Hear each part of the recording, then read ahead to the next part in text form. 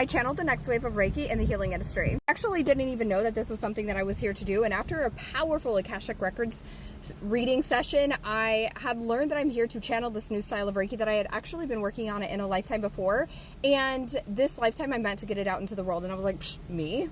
Yeah, right. Okay, whatever. And so, by the way, in my podcast, Sacred Whisper, episode 100, I do a deep dive on like a mini masterclass, if you will, of like how I channeled quantum illumination Reiki, how it came into the world and the process of that, plus all the ins and outs of the difference between QIR and traditional styles of Reiki, but I digress. So when this Akashic Records reading session had ended, I sat with this and I reflected and I was like, I don't know if I'm actually going to do this. And then within the next 24 to 48 hours or so, I channeled the first key, which is actually the second key in level 1 of quantum illumination Reiki. And the key came in, I was like, this is the key, okay. And then the information came through of how it benefits, and then the frequency, my hand started vibrating and I started healing myself with it and my family as guinea pigs. But after the turn of events at the end of 2022, I had a situation where I lit my 6-figure healing business on fire and I walked away from a big piece of this. And after that, I started doing healing work on myself and the floodgates opened so fast in a way that I couldn't have even imagined. And the rest of my style of Reiki, this new earth frequency, quantum illumination Reiki, flooded in. I couldn't have stopped it if I tried. The rest of the 13 keys were channeled through a full manifesto, all of the benefits of QIR, how it supports the ascension of the planet, how it differs between traditional and this style of Reiki, what makes it the depth that it is. And I was like, whoa, okay, so we're doing this.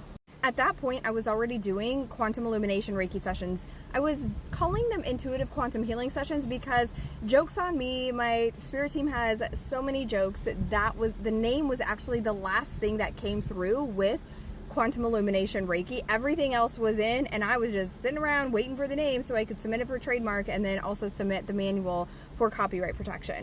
During all of this, I was in an 18-month plus modern day witch hunt with a spiritual group of people that were doing cyberbullying, harassing, and attempt at public defamation. So when I was channeling this, I was going through it.